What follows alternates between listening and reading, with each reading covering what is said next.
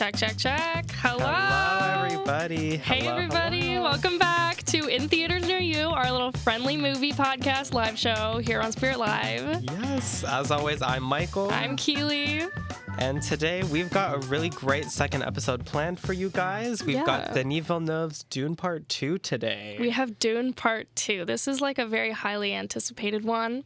And Michael and I were fortunate enough to get in a theater literally on the day it was released. Yeah, same day, which I was very excited about. It was crazy. Yeah, I'm usually late to the releases. Yeah, me too. So this was definitely a really nice change. Yeah, it was nice. And then like everyone was like audibly gasping in the theaters with us, which was cool. Yeah, oh my gosh. Dune Part 2! What to say? Well, first of all, I'm going to say a little disclaimer, which is that obviously a lot of you tuning in probably haven't had the chance to see Dune Part 2 yet, so we're going to proceed with caution on this episode. Yes. And we'll tell you whenever there's a spoiler so that you can mute your mic or you can, turn off the video, turn off the audio, and we'll tell you how long to turn it off for. And if you want to just, hear the whole plot because you don't really care to see the movie, or if you've already seen the movie, then we have that for you too. Yep. And as it was with last week, we do have a content warning for gore, violence, and trauma. Yeah. Dune, it's rated PG-13, but we've got a lot going on with Dune. Oh, Dune Part 2! Dune Part 2. Denis Villeneuve and Timmy and Zendaya. I think we should just get into it. So first what we're going to do is we are going to play the trailer of the film. So you guys go ahead and enjoy that. It's breathtaking. When you see sand here, imagine water. If you dive in, you can't reach the bottom. You dive in. Yes, it's called swimming. I don't believe you. In the shadows of Arrakis lie many secrets. But the darkest of them all may remain. The end of House Atreides. Your father didn't believe in revenge.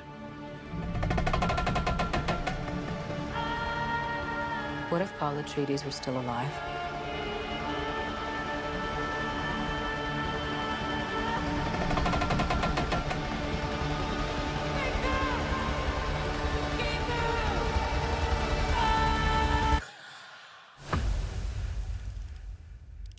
Have you ever had a dream about your first ride?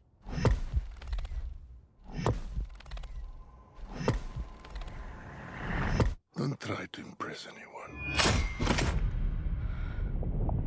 You're brave, we all know that.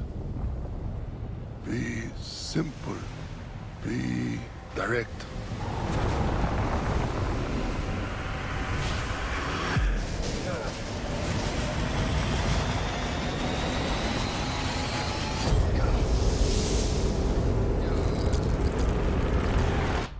Nothing fancy. I understand.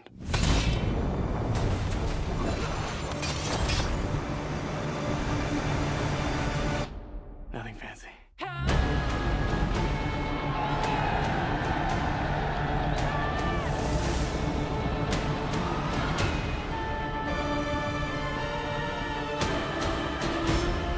You will never lose me, Paul Atreides.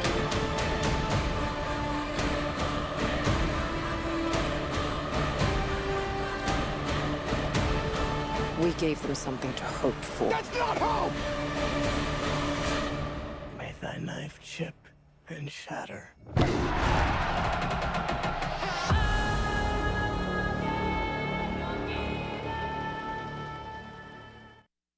May thy knife chip and shatter. Yes. This is giving me goosebumps. It's bringing me back. It was just too good.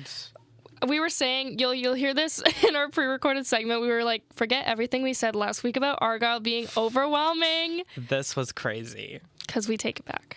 Also, the lady screaming on the soundtrack, special shout out for you. Real? She's been in Wow. my mind all weekend. It's just been her. Yeah. All right, so we have our plot summary here. We have a little refresher for Dune Part 1. For those of you who have either not seen Dune Part 1 or do need a little refresh anyways because you're about to go see Dune Part 2. Yes, because it is a lot to talk about. Yeah, we have a lot of content to go through, but we got you. We got you. We got you. Okay. All right, so with Dune Part 1, In the future, humans have colonized space and exist in various houses who all serve the Emperor. Paul, son of Duke Leto, leader of the House of Atreides, and Lady Jessica, a high Jesuit priestess, is brought to the planet Arrakis, home of an element known as spice that allows for intergalactic travel to occur. House Atreides has been named the new leader of Arrakis following the takeover for the House of Harkonnen. With political tension high, Lady Jessica has other things to worry about. Her sisterhood, the Bene Gesserits, have been selectively breeding for centuries in hopes of giving birth to a daughter who would become the Kwisatz Haderach, a Bene Gesserit and messianic superbeing with the clairvoyance necessary to guide humanity to a better future. Jessica instead gave birth to Paul. Unsure of Paul's place in the prophecy, the Reverend Mother conducts a test on Paul's humanity, which he passes. Paul begins to have visions, mostly including Zendaya's character Chani. With the Atreides' arrival on Arrakis, there's hostility towards the family. Paul and Jessica are shunned as the Bene Gesserits are not looked at kindly on Arrakis, and because the native Fremen people have been at odds with the rest of the houses since spice production began on the planet. As they take a tour of spice production, they're introduced to the sandworms, giant man-eating creatures that are attracted to noise and movement. When one of the machines malfunctions, the group save the workers from being eaten. In the night, there is an attempted assassination against Paul, perpetrated by someone on his defense team. Atreides has been betrayed by their own people. The Harkonnens begin to invade the base on Arrakis, capturing Duke Leto, Jessica, and Paul. While held prisoner, Duke Leto has a secret pill full of poisonous gas in his mouth that's meant to kill the Harkonnen leader when close enough. However, Duke Leto ends up killing himself and one of the Harkonnen associates, but the Baron himself survives. Planned to be left for dead in the middle of the desert, Jessica and Paul are able to overpower their captors by using the voice, and they escape with enough equipment to help them survive. While in the desert, surrounded by spice, Paul begins to have dreams of a holy war that is fought in his name. As spice production begins once again on Arrakis, under the control of the Harkonnen once again, Paul and Jessica discover a Fremen tribe led by Stilgar, which also includes Chani, the girl Paul has been dreaming about. Paul wants to join the Fremen and unite them in order to take back Arrakis, but tribe member Jamis does not like the outsiders. They have a fight to the death, which Paul wins, and he and Jessica join the Fremen and attempt to bring peace back to Arrakis once more. Part 1. Okay, so for all of you guys who have not seen Part 2 and don't want to know the spoilers, we're going to go through the whole plot now, so just mute your thing, whatever device you're on right now, for about 3 to 4 minutes, and then we'll get back to you and we will do a visual cue. We'll give you a thumbs up, and we will give you an audio cue to say you're good. Okay, it's starting right now. The film begins with Princess Aurelian, which is Florence Pugh, who in her audio diary contemplates if Paul Atreides is still alive. Paul and Jessica are on their way to the Fremen city when they get attacked by Harkonnens, but they survive. In their city, some Fremen are suspicious of Paul and Jessica, assuming they are spies. Others see Paul as the potential chosen one, whom they call the Lisan al-Gaib. Stilgar tells Jessica that their current Reverend Mother is dying and that Jessica must be her replacement. Jessica drinks the water of life, a blue liquid that gives her the knowledge of all the past Reverend Mothers before her. The water prematurely awakens the mind of Jessica's unborn child, which allows Jessica to communicate with her. They agree that Northern Arrakis must be convinced of the prophecy. Chani believes that the so-called prophecy is used to control the Fremen and it's against their own good. When Paul makes a speech about not seeking power and wanting to fight alongside them, Chani develops respect for him. Paul proves his worthiness to the tribe by riding a giant sandworm. He forms a romantic relationship with Chani and begins seeing visions of a holy war fought in his name. The Fremen, called the Maudib, which is the name of a small desert mouse in their language. Due to the continued spice raids, Baron Harkonnen replaces his nephew Rabin with his psychotic younger nephew, Fade Rotha. Rotha is placed in charge of all future spice production on Arrakis. Jessica travels south as the Reverend Mother to recruit them into the prophecy. Paul's visions of a holy war tell him that he will kill thousands of people if he travels south with Jessica. He stays north and reunites with his old bodyguard. Fade Rotha attacks the north, which forces Paul to travel south. Upon arriving, Paul drinks the water of life, which is lethal to men. He almost dies and is awakened by Chani's tears, which she mixes with the water of life to revive him. When he awakens, the water of life reveals to him that he is the grandson of Baron Harkonnen, and Paul's mother, Jessica, is his daughter. In the south, Paul declares himself the Holy Lisan al-Gaib and sends a letter challenging the Emperor of the Planets, who arrive on Arrakis to develop a plan. The Fremen surround the Emperor's group, taking him hostage, while Paul kills his grandfather, Baron Harkonnen. Paul challenges the Emperor for the throne. He threatens to destroy all of Arrakis' spice fields with bombs if the Emperor and the Great Houses refuse to stop spice production. Paul challenges the Emperor to a duel, and he chooses Feyd-Rautha as his fighter. Feyd-Rautha nearly kills Paul, but Paul fatally stabs him in the heart. Paul decides he will marry Princess Cerulean and save her life, but he tells Chani he will always love her. The Emperor kneels and kisses Paul's ring, making him the Emperor. Stilgar leads the Fremen onto another planet where they will experience greenery and rain for the first time. An angry Chani decides to stay on Arrakis alone, and she rides into the distance on a sandworm. That's how it ends. Okay. All right. You guys did it. We're got done it. with spoilers. Spoilers for part 2 are done. So, overall opinions on the film, Michael. What? That's cinema. That's cinema. Yeah. That's what the camera was invented for, guys. That is so true. Like, it was great. First of all, acting. out of this world. I think one of the strongest ensembles I've seen in a hot minute. Yeah, and it's like, it's not like an A-list cast that they just made because, oh, they're all celebrities. Like, they worked so well together. These people are talented. They're so talented. The story is so layered and so involved. There's so many different sub-stories going on, and you have to really know all the terminology in order to, like, really get into it. So there's that. And also, I never watched Dune Part 1 when I watched Dune 2 with Michael. So as somebody who had never watched the first film, I was getting a little bit confused here and there, and I was like crouching over to Michael being like, hey, what does this mean? What does that mean? Yeah, Dune is definitely super confusing. What I think is interesting is that the director planned for the first film to basically be like the appetizer that just kind of leads into the second, which is definitely apparent. I mean, I watched the first one and thought it was great, and then I watched the second one and I was like, okay, all of that world building in the first one was totally worth it for what we got in this one. So I watched the first one the day after I watched the second one with you. So that was on a Saturday. And what I want to like make a correlation to is like the two Hunger Games Mockingjay movies.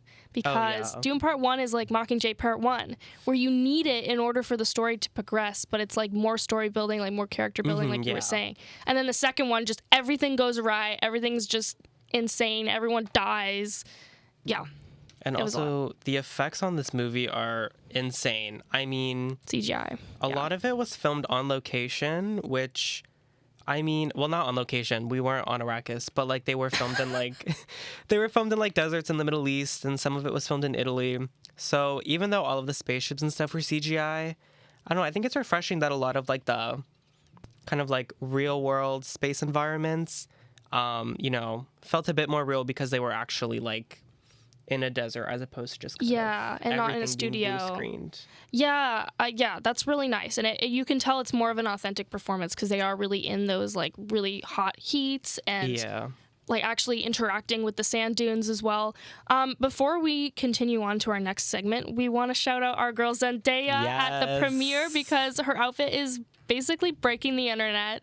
She has this little robot costume going on. Yeah.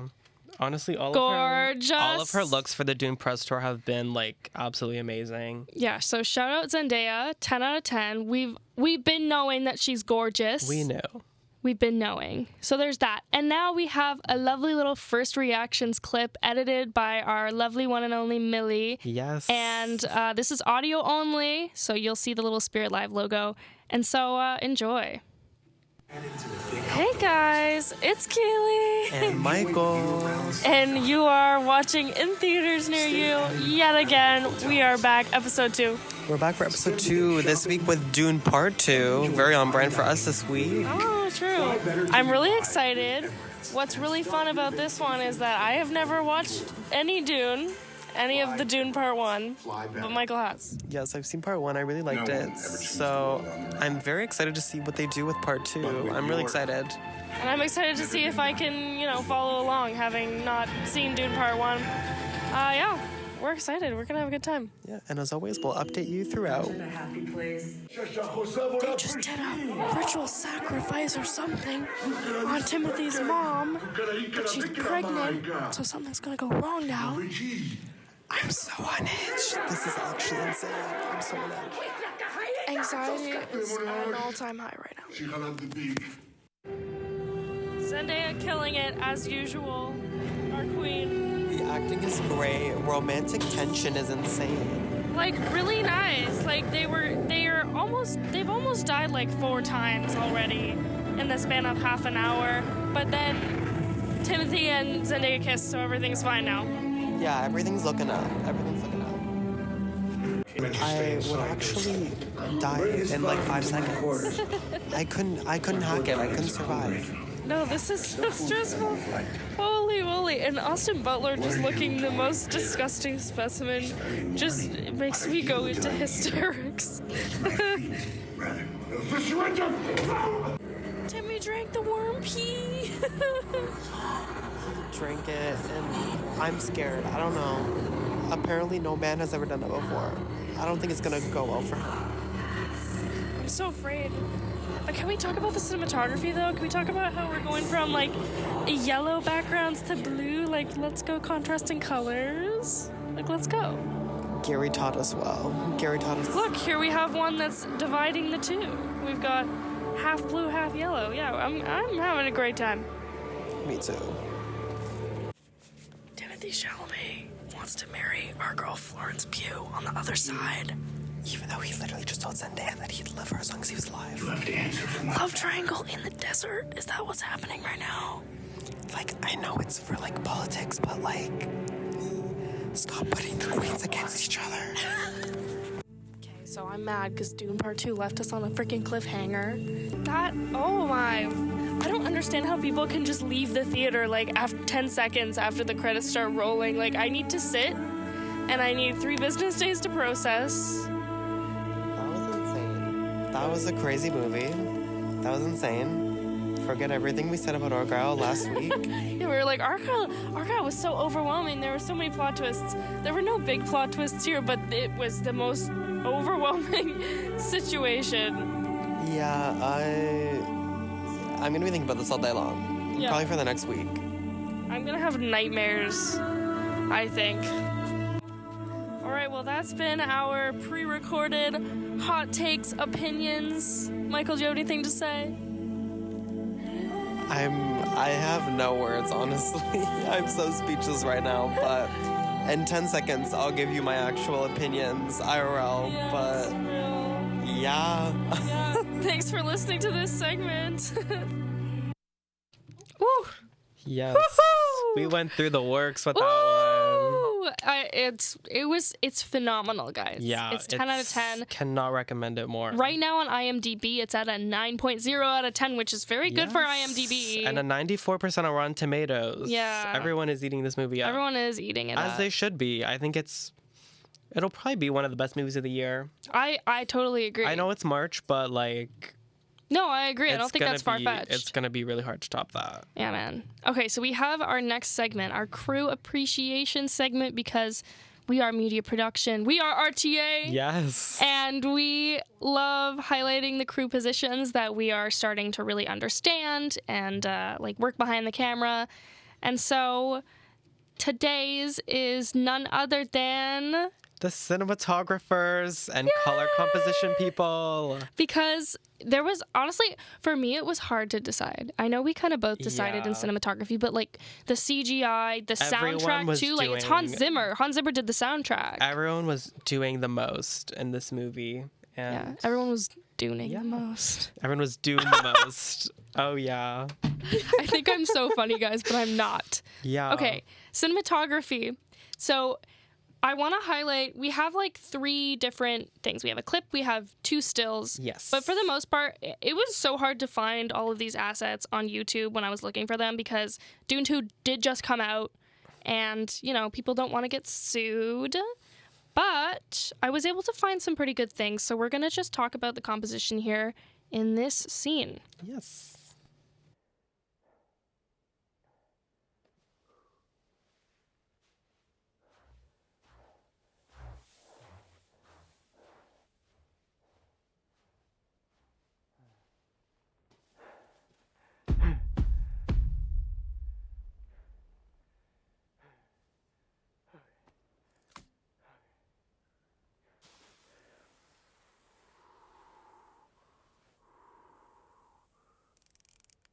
I adore that scene. I love when it's him in the middle, where it's just surrounded by the sand. Yes, he's perfectly splitting center. It's so nice. Oh man, like both of us are just like I was like, oh my god, like the cinematography was really great. I think Dune would not be what it was without the visuals. Dune is gorge. It was just beautiful. For this one, I think it's so pretty because Dune 2 is very much an action-based. There's a lot of fighting. There's a lot of wars. But then what we have in between is this crazy contrast of Timothée Chalamet just alone in the sand dunes. And you have no music, and you just hear his footsteps, and you hear the little thumper thing that he puts in the sand. And you have him in all black, and everything else is just kind of like this muted beige. He's almost always splitting center, which is gorgeous for symmetry. And then we have all of these different diagonal lines, like through the sand dunes, we have like a little squiggly line. And then in that one shot you were talking about, Michael, they have the one diagonal line coming from his center up into the top right. Yes. And we learned like through our theory classes that diagonal lines are the most interesting, and that's very true. It's just gorgeous. It was definitely on full display in Dune. I think it's some of the best camera work I've seen in a while. Yeah. And especially like all those wide shots that you saw of him like trudging into the sand. It's what it does thematically is it really highlights his relationship to the sand itself and to the planet. Yes. And I think that's really, really lovely because then you kind of get a sense of like why he's fighting for the conservation of the planet. Yeah. Sand has never looked better. Sand has never looked better than like it has me in when this I movie. was 6 years old and I just like put a handful of sand in my mouth, I would have loved that sand. That dune sand with the spice in it. With the spice. It was probably great. Yeah. Okay, so now we have another still. This is the full battle picture. It's just a picture here, but it's the worms. They come out riding on these crazy big worms, and there's 3 of them, and then you see below there's all of the fighters. And it looks so cool, and also thematically like the worms are on top because you know that they're going to come out on top. You know, they're going to win the battle. But it's crazy. Like, the worms are so well done. They're actually crazy. They are crazy. Like, you kind of can always sense when one is coming. And you know that, like, within the film, you know that they're coming. And the reveal is always just, like, it's always a jaw-dropping response. Yeah. And we've got the rule of thirds. Ah! Rule of thirds Love is a good like... rule of thirds shot. Yeah, rule of thirds shot. And... The sand coming off of the worms themselves is so crazy and creepy. It's kind of like when you, in a horror movie, like when you see a shadow or something ominous like that almost. It's like an aura in itself. And that's really cool. It's really great. And then we also have something that we want to talk about, which is the juxtaposition of the coloring in the planet Harkonnen, which is a completely different planet. That's where all the bald guys live there. Yeah, every bald person in Dune is on there. All the bald people. And Stellan Skarsgård, who is literally Bill from Mamma Mia, is Baron Harkonnen. He's the villain of this movie. He looks crazy. Yeah. Anyways, so this is Austin Butler. That's Austin Butler. That's Elvis, guys. Yeah. So we have everything is in black and white. Yes. And they actually filmed it on black and white film as well. And it was so interesting because I didn't expect that at all. Me neither. I think it's very interesting that on the Harkonnen planet, that's how the sun reflects. And I think it's the way that they did the black and white photography was just, I don't know, it was really cool to just kind of see that element and detail go into it, where it's like, this is how the sun reflects on the planet. And even looking at like the shadows and the way it's cast, you can tell where the sunlight is supposed to be and what's shadowed and what's kind of naturally lit. And I don't know, I think it's really fun that black and white photography is coming back into mainstream film. We saw it a bit with like Oppenheimer. And I don't know, it's just really pretty to look at. I'm a very big black and white film person because I think it is just a really cool effect. And I think it really worked well. In the context of Dune this time. Super well for that juxtaposition to realize like the black and white people are the bad people, and also the black and white kind of signifies a dictatorship, which is exactly what that planet is. Like nobody has any kind of say. Instead of, allowing the freedom of the people, they try and oppress all of them. And yeah, black and white's a really cool way to show that thematically. Yeah. It's really bleak on the Harkonnen planet. Yeah. Both literally and figuratively. They have no hair. Like, that's the first indication. Yeah. Like, So bad. And none of this would have been possible without the incredible cinematographer Greg Fraser. He also did Dune Part 1, which also had great visuals. His other kind of resume includes Rogue One. He did The Mandalorian and The Batman, which are all projects that have been pretty praised for their cinematography. So yeah. Greg definitely knows what he's doing. He definitely knows how to make a really compelling image Yeah, props to Greg. to look at. So props to Greg.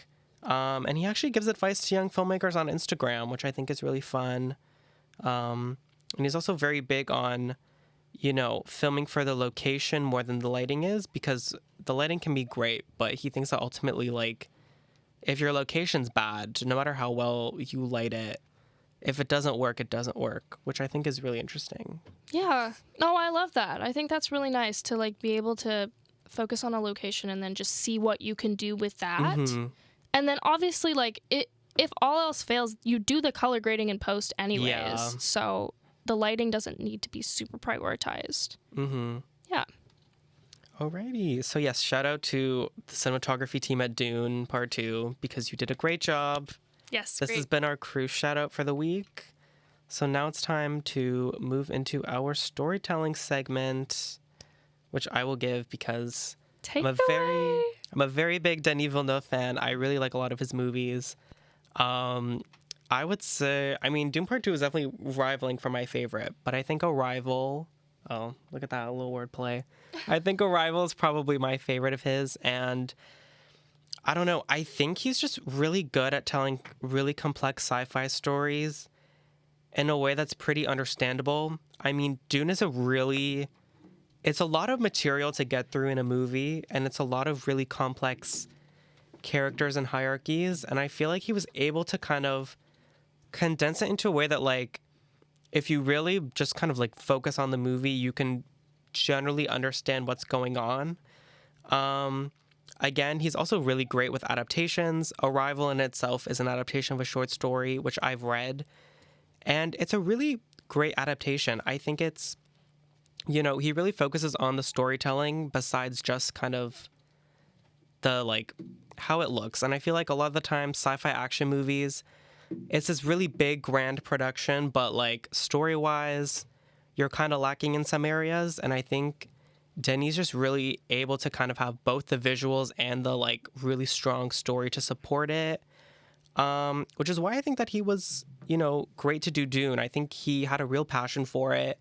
He understood that, to make these movies, the first one might need to be a bit more world building heavy, so that when you get to the second one, it's this really big kind of event, which it was. And I'm very happy that he decided to go down that route. And yeah, I think he's just really great. He's also a Canadian, so shout out Canada. Hey, let's go Canada. Shout out Canada. He's from Quebec. Oh, wow. Oh, yeah, he is French. So I was wondering French-Canadian, but... France French, but... No, but shout out Canada, but he's really great. And I feel like with sci-fi, you got to have a really good story to match your visuals, and I think he's really good at that. He's also really good at the sci-fi plot twist. Yes. Yep. Because all of his movies, I'm always shocked by the end of it. So he's definitely really good at getting you nervous and getting you excited for what's to come. Yes.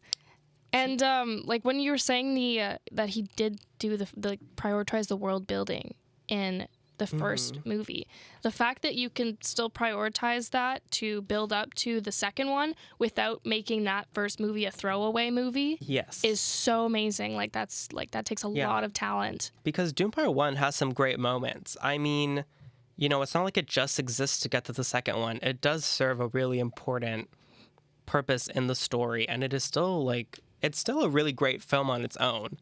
Obviously, Part 2, I would say, is like amazing and better, but it's better than an already great movie. So yeah, I think it's definitely still a good watch.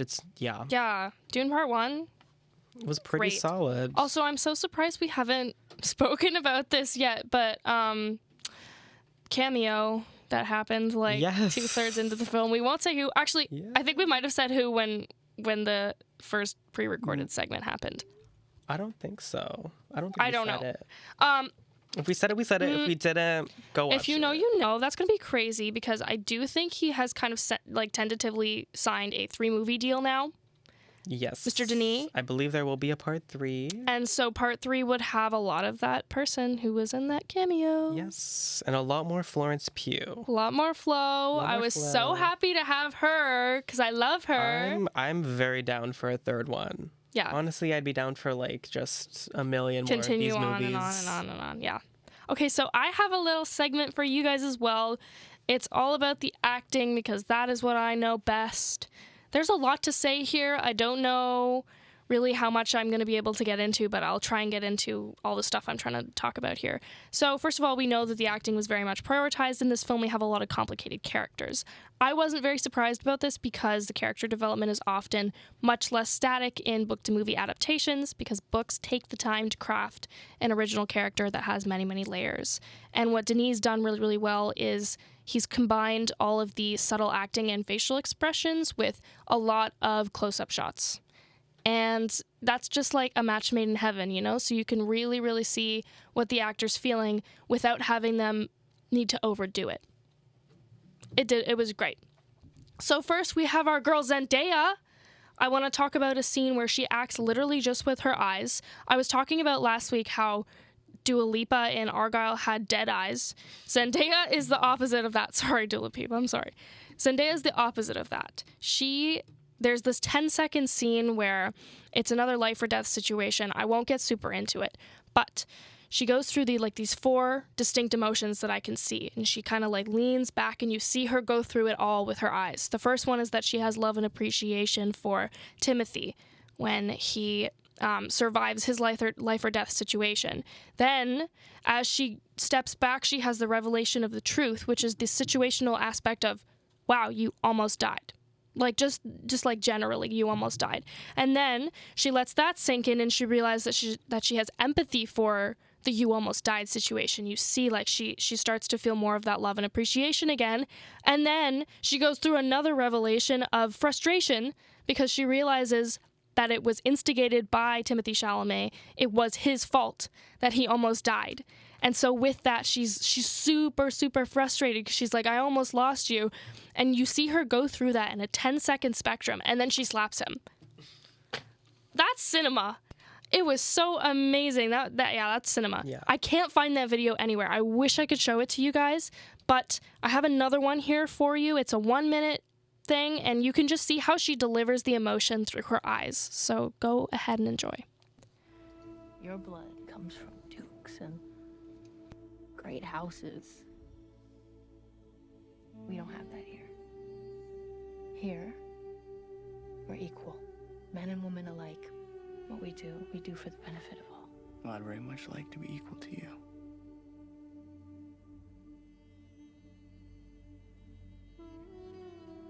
Oh, Muad'Dib Usul.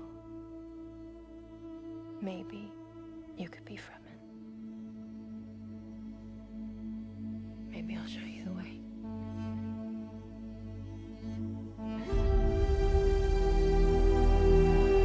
And then they kiss, and then everything goes right. Yes. Everything in the world is fine. Zendaya, the actress you are. I could talk about that scene so Yeah. much. But now I have to get on to Austin Butler because what? Austin Butler is Fade Routha. You don't even know him. There's one photo. Is it up?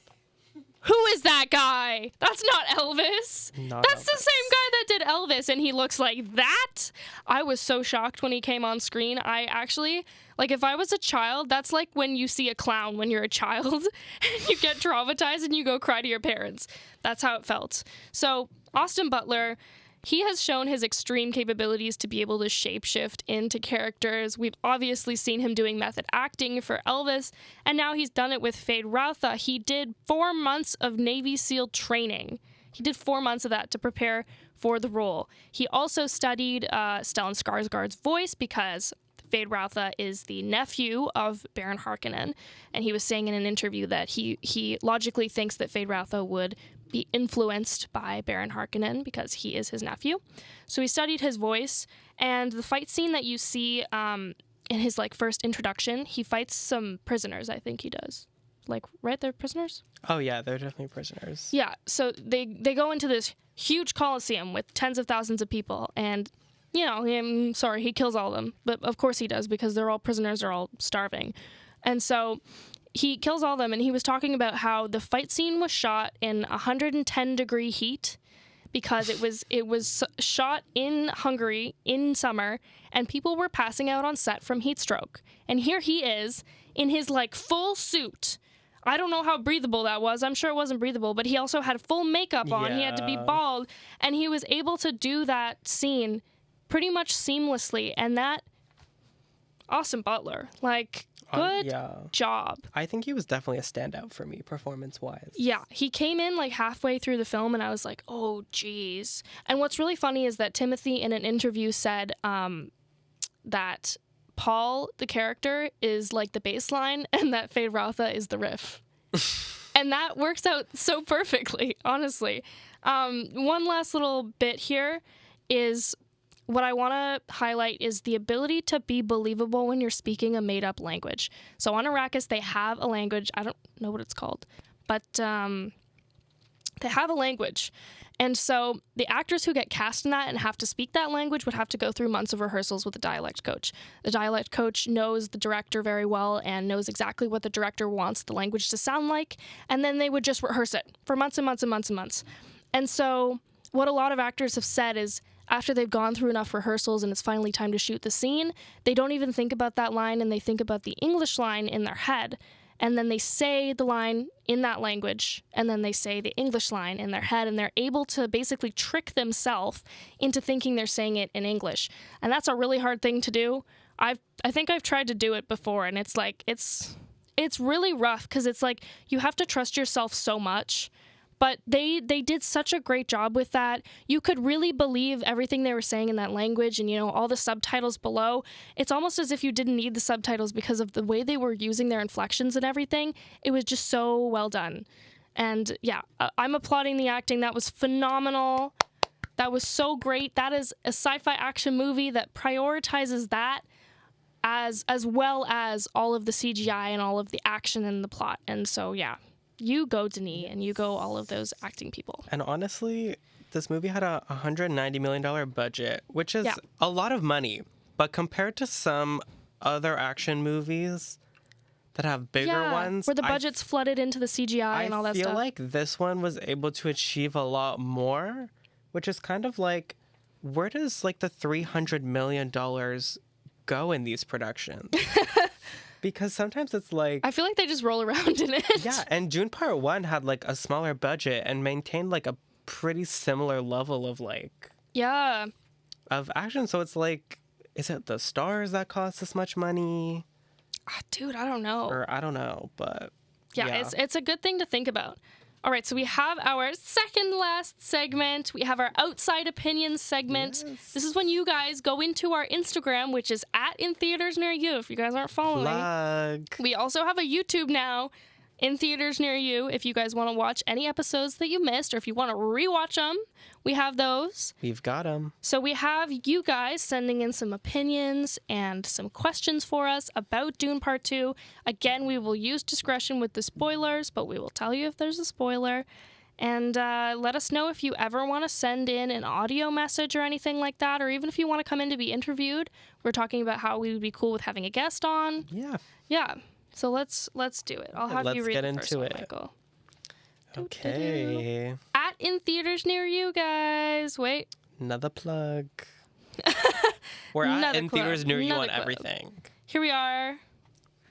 Plug. Here we are. Okay. So, questions. If the story would load. Here we are. Okay.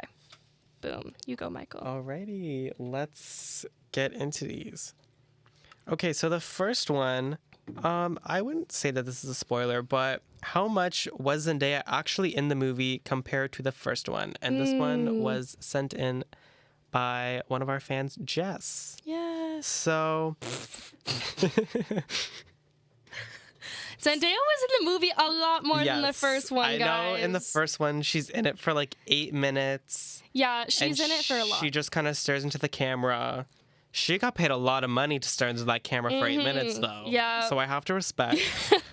Yes. She's in it a lot more. I would say that she's one of the main characters. Yeah, like before I would consider her to be like a guest or, you know, like a principal role. This one, she's a lead. Like for she sure. had second billing on this one, which was really great. And I feel like hopefully the second movie makes enough money, which I think it will, and we get the third one. She's definitely going to be a major player. Yeah. I mean, the last shot of the second movie was of her, so yeah. there's definitely more to come with Cliffhanger. Chaney. Yeah, which is really good, really exciting. They definitely upped her. Yes. As they should too, because it's like She was really great. we need more Zendaya in Yes. here. Okay. Next question. OG Dune or Dune Part 2? Dune Part 2. Dune Part 2. Dune Part 2. Love you, Dune 1. Dune Part 2 is just on its completely own spectrum of Dune films. Part 1, you're great. I still love you. Mm-hmm. But your sister is really great. Your sister is really great. And the sister in Dune Part 2 is really great. The cameo. Yes, Dune Part 2, guys. Go see it. Like, really, really go see it. Go see it in a theater. Yeah, Please. in theaters near you. Go see it. Go see it. Okay. We have this one here. All right. So this one comes in from Sienna Arame, and she wants to know, is there going to be another movie?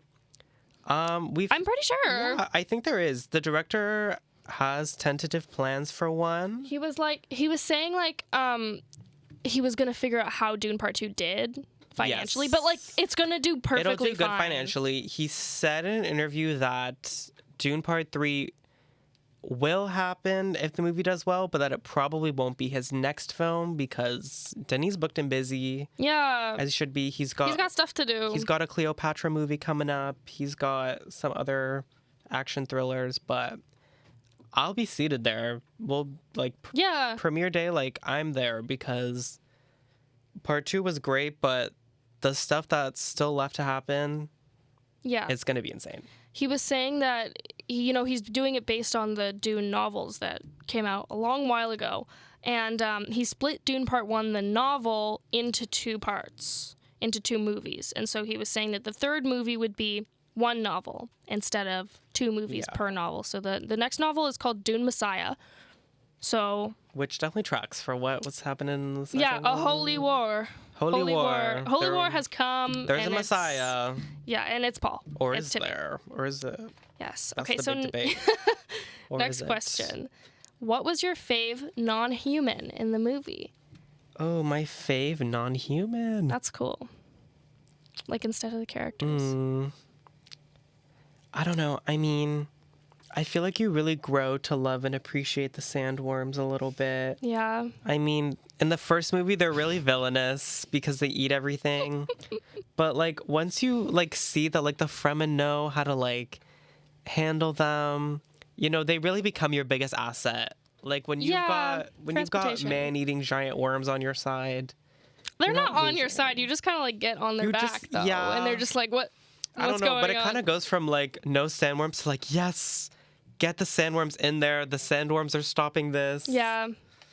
I see that. I think, honestly, my favorite non-human, I love the little tiny mouse that shows up. The little tiny baby mouse. And I got so scared whenever the mouse would show up because I was like, oh, it's going to go get eaten by something. Like, it's too cute to survive. But it survived. But I think my favorite non-human was actually the sand itself. Because the sand is gorgeous. The sand was alive in that movie. Like, constantly they're, like, picking up the sand and they're feeling the sand and they're looking at the spice. And, the spice is what changes their brain and the way they think and everything like that. And so the sand definitely was a character in and of itself. It was such an essence. And it basically was the beauty of that planet, I think. Yeah. Okay. Okay, I think we have time for, like one more question. Yeah. So, oops. Let's see. All right. So this one comes from Katia, and she asks, unrelated to Dune Part 2, but who do you guys think will win the Oscar for Best Picture? Oh! Katya, it's very convenient that you asked this question. Katya, it's like you can see honey. into the future. Okay, should we spoil it? I think we should. Okay, so next week we want to do an Oscar-themed week, and it's going to be a bit different. I don't know if we're going to go to a theater to watch a movie specifically. Yes, but we will be celebrating the movies with the Oscars. We will. So, yeah. So come join us next Monday for a little, Oscars after party Oscars held moment. here with us, Oscars where we after debrief party. the biggest night in movies, which I think that counts as a nice little review. I think it's an important little refresher to have. So then, who do you think will win? Let's think. Ooh. I'm all for Barbie, honestly.